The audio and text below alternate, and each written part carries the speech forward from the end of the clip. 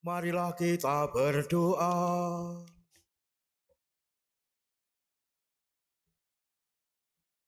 Ya Allah, Engkau telah menanamkan sabdamu di dalam hati kami, dan melalui Yesus Kristus Putramu, Engkau telah memberi kami teladan bagaimana melaksanakan sabdamu itu. Kami mohon, doronglah kami menunjukkan belas kasih kepada sesama kami, sebagaimana Putramu telah melakukannya, sebab Dialah Tuhan dan pengantara kami, yang bersama Engkau dalam persatuan Roh Kudus, hidup dan berkuasa, Allah sepanjang segala masa.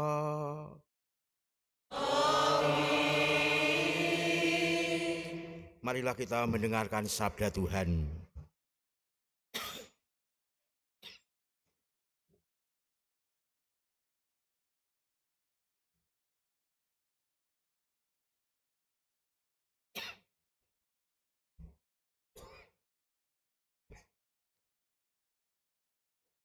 Bacaan dari Kitab Ulangan. Pada waktu itu, Musa memanggil segenap orang Israel berkumpul, lalu berkata kepada mereka, "Hendaklah engkau mendengarkan suara Tuhan Allahmu dengan berpegang pada perintah dan ketetapannya yang tertulis dalam kitab Taurat ini. Dan hendaklah engkau berbalik kepada Tuhan Allahmu dengan segenap hatimu dan dengan segenap jiwamu. Sebab perintah ini yang kusampaikan kepadamu pada hari ini tidaklah terlalu sukar bagimu dan tidak pula terlalu jauh. Tidak di langit tempatnya, sehingga engkau berkata, siapakah yang akan naik ke langit untuk mengambilnya bagi kita dan memperdengarkannya kepada kita, supaya kita melaksanakannya? Juga tidak di seberang laut tempatnya, sehingga engkau berkata, siapakah yang akan pergi ke seberang laut untuk mengambilnya bagi kita dan memperdengarkannya kepada kita, supaya kita melaksanakannya? Firman itu sangat dekat padamu, yakni di dalam mulutmu dan di dalam hatimu. Hendaklah engkau melaksanakannya. Demikianlah sabda Tuhan.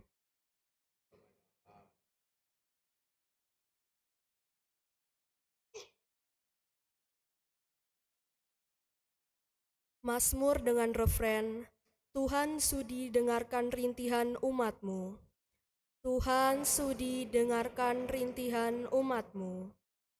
Aku berdoa kepadamu ya Tuhan. Aku bermohon pada waktu Engkau berkenan, ya Allah. Demi kasih setiamu yang besar jawablah aku, dengan pertolonganmu yang setia.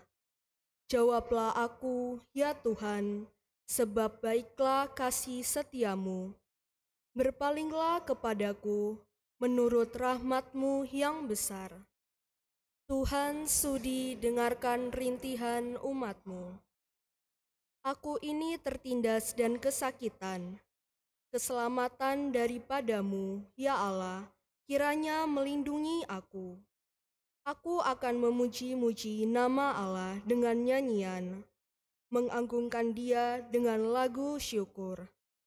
Tuhan sudi dengarkan rintihan umat-Mu.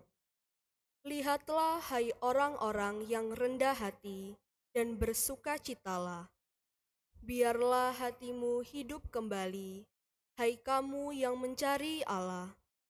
Sebab Tuhan mendengarkan orang-orang miskin, dan tidak memandang hina orang-orangnya yang ada dalam tahanan. Tuhan sudi dengarkan rintihan umat-Mu. Sebab Allah akan menyelamatkan Sion dan membangun kota-kota di Yehuda.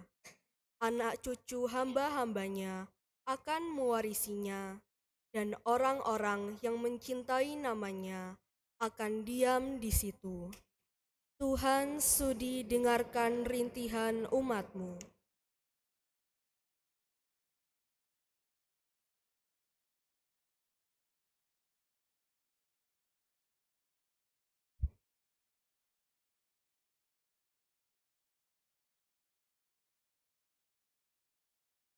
Bacaan dari surat Rasul Paulus kepada jemaat di Kolose.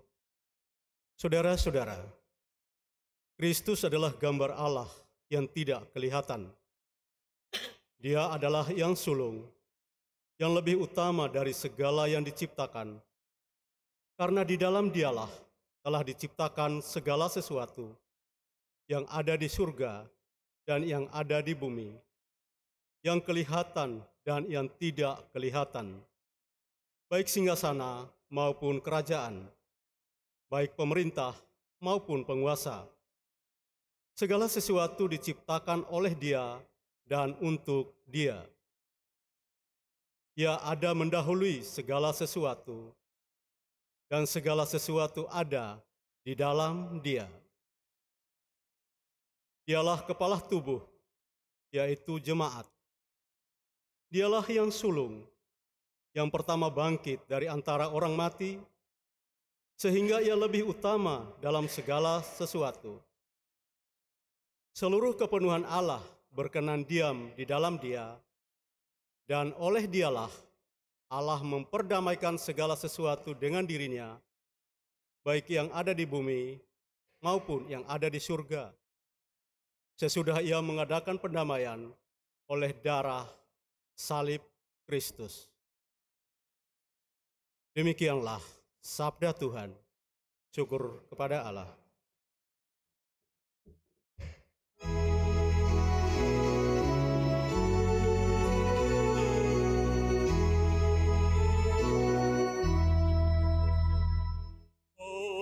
Haleluya, haleluya, haleluya.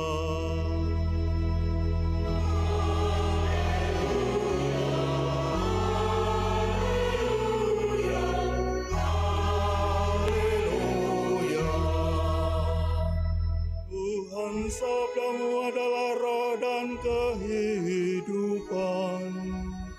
Sabdamu adalah sabda hidup yang kekal. Haleluya, haleluya, haleluya. Tuhan bersamamu. Inilah Injil suci menurut Lukas.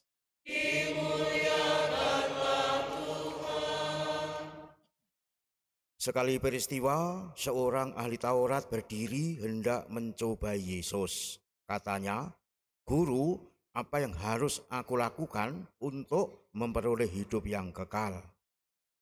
Jawab Yesus kepadanya, "Apa yang tertulis dalam hukum Taurat? Apa yang kau baca di dalamnya?" Jawab orang itu, "Kasihilah Tuhan Allahmu dengan segenap hatimu dan dengan segenap jiwamu, dengan segenap kekuatanmu, dengan segenap akal budimu, dan kasihilah sesamamu manusia seperti dirimu sendiri." Kata Yesus kepadanya, "Jawabmu itu benar. Lakukanlah demikian, maka engkau akan hidup." Untuk membenarkan dirinya, orang itu berkata lagi kepada Yesus, "Tetapi siapakah sesamaku manusia?" Jawab Yesus, "Ada seorang yang turun dari Yerusalem ke Yeriko. Ia jatuh ke tangan penyamun-penyamun yang bukan saja merampoknya habis-habisan, tetapi juga memukulnya. Dan sesudah itu pergi meninggalkannya setengah mati. Kebetulan ada seorang imam turun melalui jalan itu. Ia melihat orang itu, tetapi ia terus berjalan. Demikian juga seorang Levi datang ke tempat itu. Ketika melihat orang itu, ia pun melewatinya." Lalu datanglah ke tempat itu seorang Samaria yang sedang dalam perjalanan. Ketika ia melihat orang itu, tergeraklah hatinya oleh belas kasihan. Ia pergi kepadanya, lalu membalut luka-lukanya, sesudah menyiraminya dengan minyak dan anggur. Kemudian ia menaikkan orang itu ke atas keledai tunggangannya sendiri, lalu membawanya ke tempat penginapan dan merawatnya. Keesokan harinya, ia menyerahkan 2 dinar kepada pemilik penginapan itu. Katanya, rawatlah dia, dan jika kau belanjakan lebih dari ini, aku akan menggantinya waktu aku kembali. Menurut pendapatmu, siapakah di antara ketiga orang ini adalah sesama manusia dari orang yang jatuh ke tangan penyamun itu? Jawab ahli Taurat itu, orang yang telah menunjukkan belas kasihan kepadanya. Kata Yesus kepadanya, pergilah dan lakukanlah demikian. Demikianlah sabda Tuhan.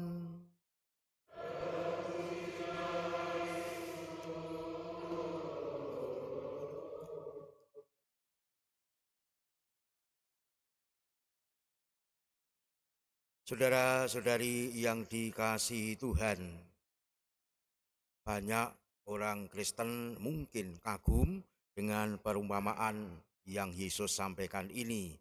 Bahkan mungkin ada yang hafal betul akan kebaikan hati seorang Samaria itu. Namun bila kita membayangkan, misalkan demikian, ada suatu kecelakaan lalu lintas, orang tertabak lari di tempat yang sunyi. Dia sungguh mengalami kenyataan yang memilukan karena luka parah berdarah dan tidak ada yang menolongnya.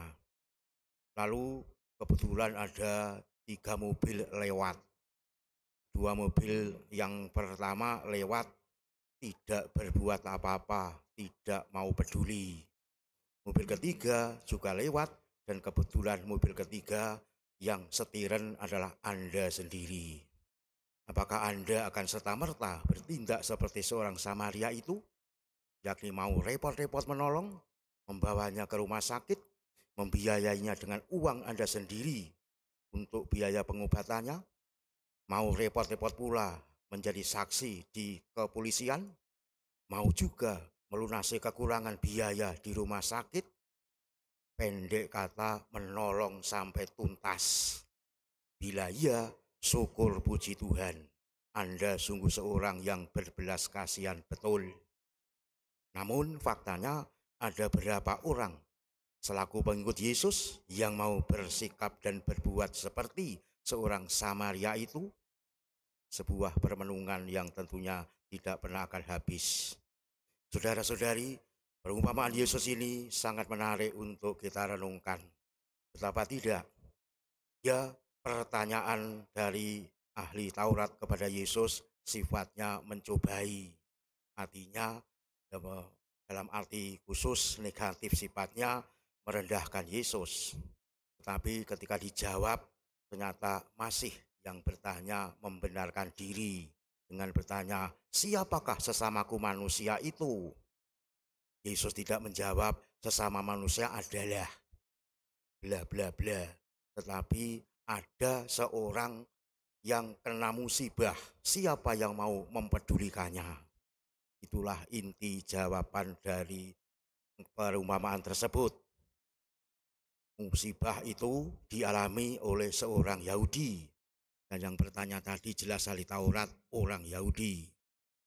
Lalu dikisahkan ada seorang imam lewat, tetapi juga tidak berbuat apa-apa, ia pun juga orang Yahudi. Ada seorang Levi lewat, sama, tidak peduli terhadap kenyataan itu. Padahal mereka semua itu adalah orang-orang Yahudi yang notabene beragama tak terbantahkan. Dengan kenyataan demikian ternyata orang beragama pun belum tentu otomatis memiliki rasa belas kasih terhadap sesamanya yang sungguh membutuhkan pertolongan. Saudara-saudari, Barangkali Yesus sama sekali tidak bermaksud mengkritik para imam dan para Levi, tetapi mau memberi penekanan bahwa baik para imam, para Levi, tak terkecuali ahli Taurat yang sedang bertanya padanya itu adalah sama-sama sebangsa sebagai orang Yahudi. Apa sikap dan tindakannya dikala melihat orang yang juga notabene orang Yahudi yang sedang mengalami musibah? Pedulikah? Siapa yang justru peduli? Ternyata yang peduli adalah seorang Samaria. Padahal orang Samaria bagi bangsa Yahudi, terutama bagi para ahli Taurat, dianggapnya sebagai orang yang tidak beragama atau keagamanya dipertanyakan, tidak mengenal kitab suci, tidak mengenal Allah. Pendek kata, orang yang dicap atau divonis sebagai tidak becus dalam segala-galanya. Saudara-saudari, bagi seorang Samaria ini, dikala ia melihat orang yang kena musibah, yang tidak berdaya, ya konsekuensinya yang harus ia lakukan adalah pertolongan. Maka orang tersebut perlu ditolong. Mengapa? Ya karena orang yang kena musibah itu, entah siapapun dia, apakah berkebangsaan Yahudi atau non-Yahudi, faktanya ini sekarat, tidak bisa apa-apa kecuali dibantu. Bukankah yang terkena musibah itu sama dengan dirinya yang adalah sama-sama manusia? Demikianlah paham orang Samaria itu. Meski dicap sebagai orang yang tidak becus segala-galanya oleh orang Yahudi, ia bertindak konkret menolong sesama manusia yang karena musibah sampai tuntas pertolongan itu. Sikap dan tindakan si Samaria ini tidak terbantahkan, dikagumi setiap manusia sepanjang sejarah. Semua orang tak terkecuali para pembenci Yesus pun meski mengakui dalam lubuk hatinya yang terdalam bahwa apa yang telah diperbuat oleh seorang Samaria itu sungguh-sungguh merupakan perbuatan agung yang mulia. Itulah hal yang sangat mendasar. Saudara-saudari, meski pertanyaan ahli Taurat kepada Yesus berkonotasi negatif alias mencibirnya, Yesus bertanya balik tetapi berkonotasi positif, penuh penghargaan. Maka ia bertanya, siapa dari ketiga orang itu, yakni imam, seorang Levi, dan seorang Samaria itu, menurut pendapatmu adalah sesama dari orang yang jatuh ke dalam tangan penyamun itu? Atau dengan kata lain, siapakah dari ketiga orang ini adalah manusia dalam arti sebenarnya dan bertindak sebagai manusia sejati terhadap makhluk sejenisnya? Si ahli Taurat mengalami dilematis dalam menjawab. Karena pahamnya ia tak akan mau mengakui orang Samaria, namun faktanya kebenaran perbuatan baik orang Samaria itu tidak bisa ditolak atau dielakkan. Maka ia menjawab, ya orang yang telah menunjukkan belas kasihan. Lukas bab 10 ayat 37, itulah jawabannya. Maka dengan jawaban demikian si ahli Taurat sudah menjawab sendiri pertanyaannya, bahwa bertanya, bermenung, berbincang-bincang tentang siapakah sesamaku manusia sungguh sia-sia. Sebab soalnya bukan soal mau tahu siapa sesamaku, tapi soal maukah berbuat konkret terhadap sesama. Soal mau berbuat tidaklah tergantung pada ras, pendidikan, kedudukan, agama, dan sebagainya, tetapi tergantung pada sikap hati dan sikap orang di dalam diri manusia itu sendiri. Maka tidak mungkinlah manusia bisa mengasihi sesama tanpa lebih dahulu menjadikan hatinya sendiri mampu untuk berbelas kasihan. Sebab dengan berhati dingin, bermata buta terhadap orang lain, manusia otomatis akan seperti seorang imam atau Levi dalam perumpamaan tersebut. Yang bisa berlaku berbelas kasih juga bukan monopoli orang Samaria, tetapi setiap orang di bumi ini asal ada mau berbuat. Saudara-saudari, jawaban, kesadaran, dan kesimpulan ahli Taurat bahwa orang yang telah menunjukkan belas kasihanlah sesama bagi orang yang terkena musibah itu merupakan jawaban yang sejatinya merombak pertanyaan sendiri. Maka jangan bertanya siapakah sesamaku manusia, tetapi pertanyaannya berubah menjadi aku adalah sesama bagi siapa. Baru itu akan menuntut jawaban yang konkret. Itulah yang harus dijawabi oleh ahli Taurat tadi. Jadi bukan siapa sesamaku manusia, tetapi aku adalah sesama bagi siapa. Jangan nongkrong terus sambil berdiskusi panjang lebar secara teoritis di sini. Tapi pergilah, buka mata dan hatimu, berlatihlah untuk berbelas kasihan, maka dengan sendirinya engkau akan tahu siapa sesamamu itu. Jadi engkau akan tahu hal itu dengan berbuat konkret. Itu yang sejatinya mau ditandaskan. Saudara-saudari yang dikasih Tuhan, maka kepada ahli Taurat, Yesus menjawabi semacam memerintahkan bahkan, kalau jawabanmu seperti itu, orang yang berbuat baik, yang berbelas kasihlah sahabatnya, ya sekarang pergilah dan perbuatlah demikian. Itu tendasan Yesus, pergilah dan perbuatlah demikian, itulah yang sungguh nyata yang dibutuhkan. Saudara-saudari, perintah ini tentunya tidak semata-mata ditujukan oleh Yesus kepada ahli Taurat saja, tetapi juga kepada siapapun yang menjadi pengikutnya, tidak terkecuali kepada kita. Karenanya, kisah orang Samaria yang murah hati ini kiranya bagi kita menjadi inspirasi bagi karya pelayanan kita yang tidak membatasi diri pada kelompok sendiri, tetapi melintasi sekat-sekat ras, suku maupun agama. Inilah persaudaraan sejati. Semoga terinspirasi oleh firman Tuhan hari ini, kita semakin terdorong untuk semakin giat melakukan pelayanan dan kebaikan kepada siapapun dengan penuh sukacita. Itulah yang mesti kita wujudkan. Karena mari dengan sepenuh hati kita mewujudkannya sebagaimana yang dikehendaki Tuhan. Pergilah dan perbuatlah demikian. Tetaplah semangat, Tuhan memberkati kita.